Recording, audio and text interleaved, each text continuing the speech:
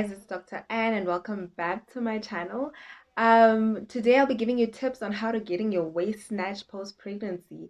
Just a bit of a side note, these tips are only going to help you get your waist back to what it was before pregnancy. So anything after that, if you want it to be slimmer than what it was before, then you have to put in the diet and exercise to get it to that to that point. And if you haven't watched my video on weight loss, be sure to go watch it after watching this video.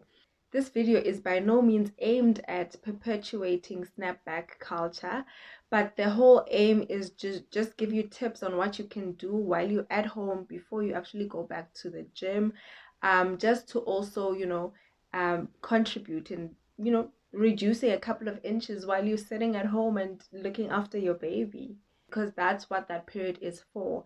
It's not meant for you to be stressed about your appearance, for you to look after your baby and enjoy your baby and embrace your new body. Also, you have to take note of the fact that we all have different body types, but most of these tips will just help you get back to where you were. I'm not saying your waist is going to be small or you're going to be shaped differently. Step number one. So what I did during pregnancy was get a belly binder. It's not meant to be tight or anything. It's not meant to flatten your tummy while you're pregnant. That's not the point. But the point is just to offer support, because gravity can have that pull on your abdomen, especially with the growing baby. And the bigger your tummy gets, the heavier it basically will feel. And this helped a lot in terms of like holding the belly. It's not tight or anything. Literally, it sits like a t-shirt, but it offers that bit of a support. I know that there's ones that I actually like, that actually are like belts that hold the belly, but this one was one I preferred and sort of contributed in me not getting loose skin, especially after your abdomen stretches. Sometimes people do get loose skin, especially around the umbilic. And then in the postpartum period, things differ based on whether or not you gave birth via C-section or you gave birth via normal vaginal delivery. Let me start with normal vaginal delivery because it's more easier. There's less complications or less things to really worry about. In the first week, because the uterus is still above, it's still quite high up, even though it has contracted, it takes a bit of time for it to go back to be a pelvic organ. So you might be able to still feel the uterus above the pelvis. So the first thing that I did, especially in the first week, was that I wore tights. So I couldn't really belly bind. I know there's old wives' tales of things to do and to bind or not to bind or whatever.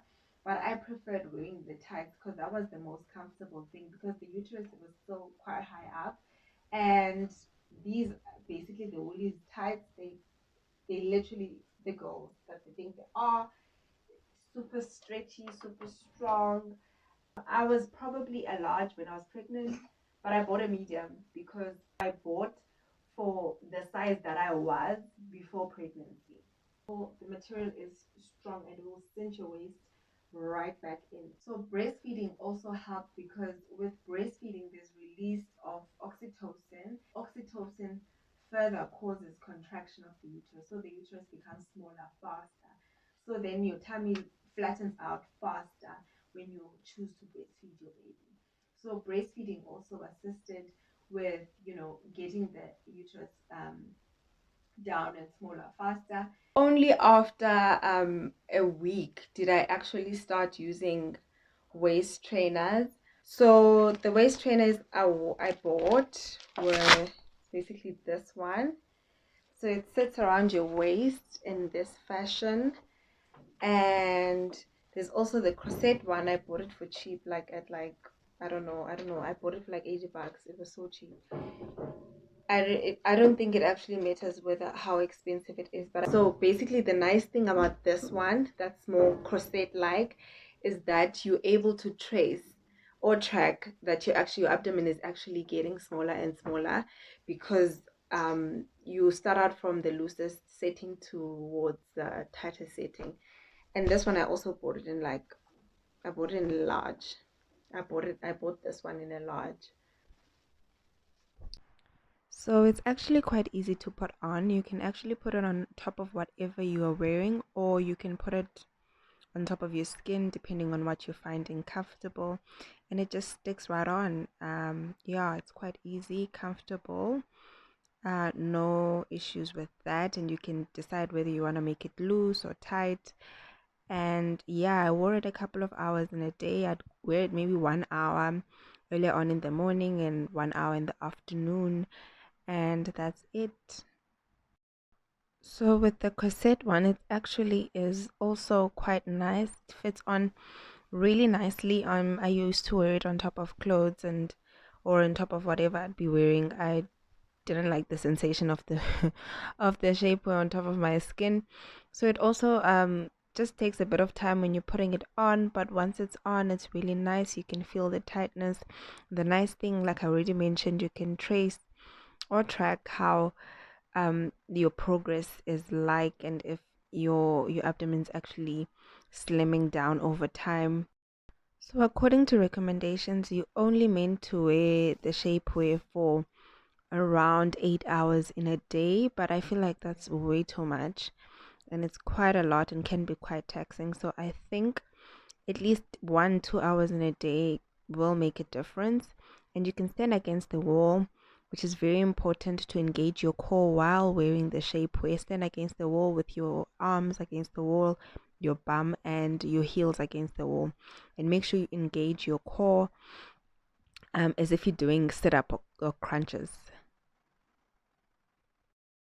The nice thing about having a normal vaginal delivery is that you can move um, quicker from the tights to the shapewear.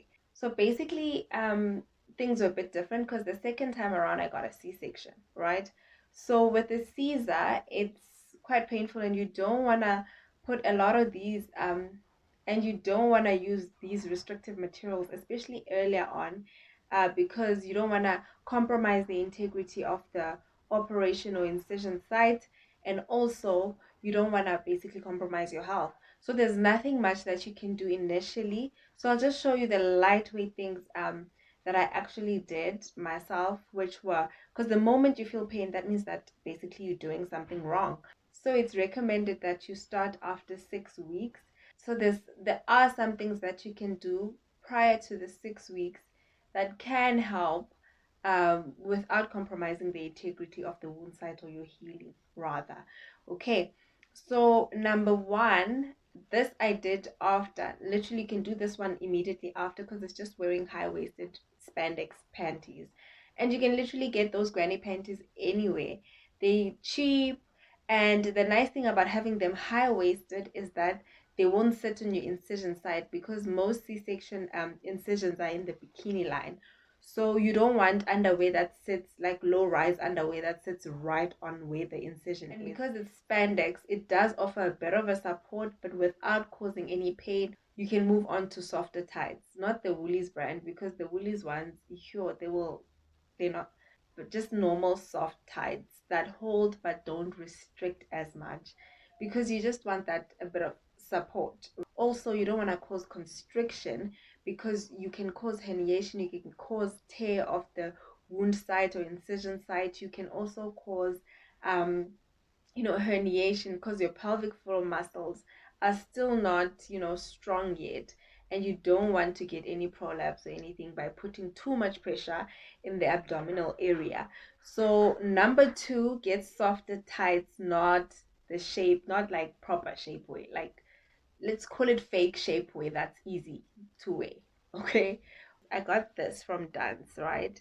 And you can tell it does have that layer of where it's supposed to hold for the abdomen before it gets to the leg section. And with this one, I mean, even the material, it stretches way much more. It's soft, like it's like you're wearing nothing basically. But it does hold at the same time, so it does offer some support.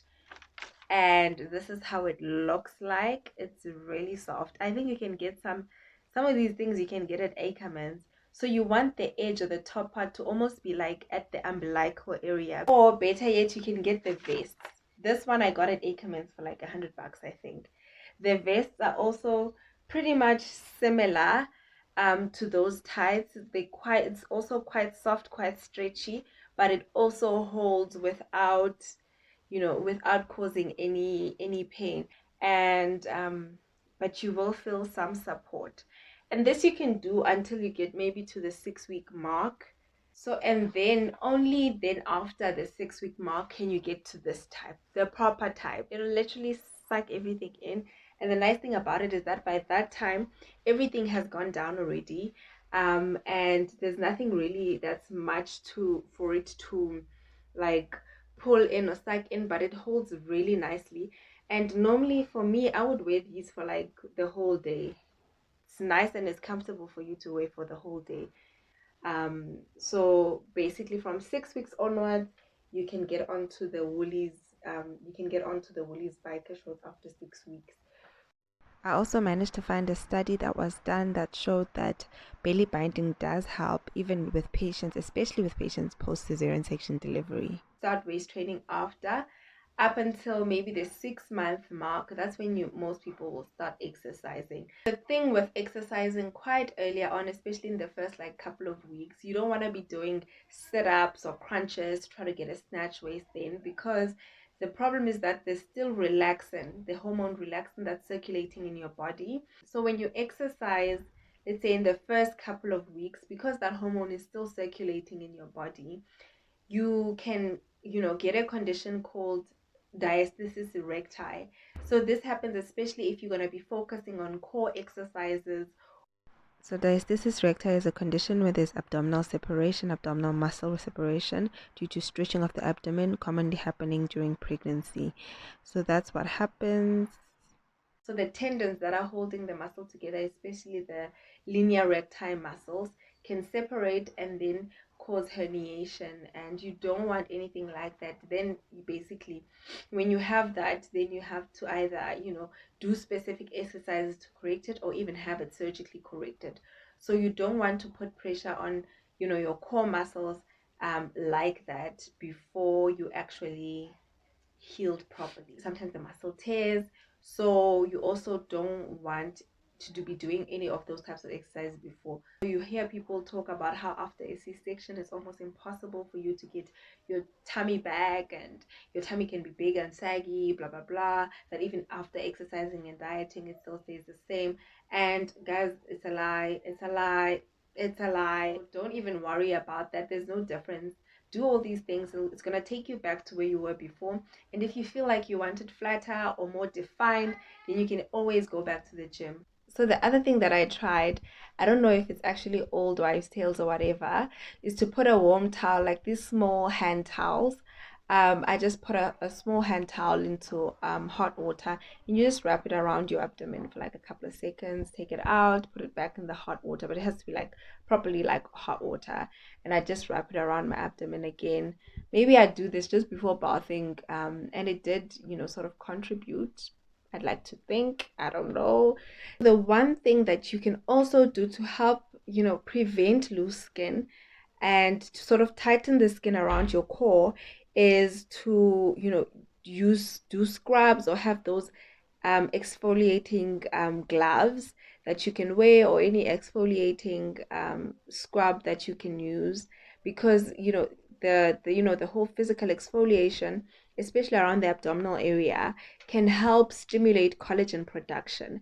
And we know that collagen also helps with the skin and tightening of the skin. The weird thing about this is that there's not a lot of studies that were done. So basically we're all working on basically old wives' tales and things that are said to work. So thank you for watching. I hope you enjoyed the video. If you tried any, do comment, tell me if they worked, if they didn't. And yeah, I will catch you on my next video.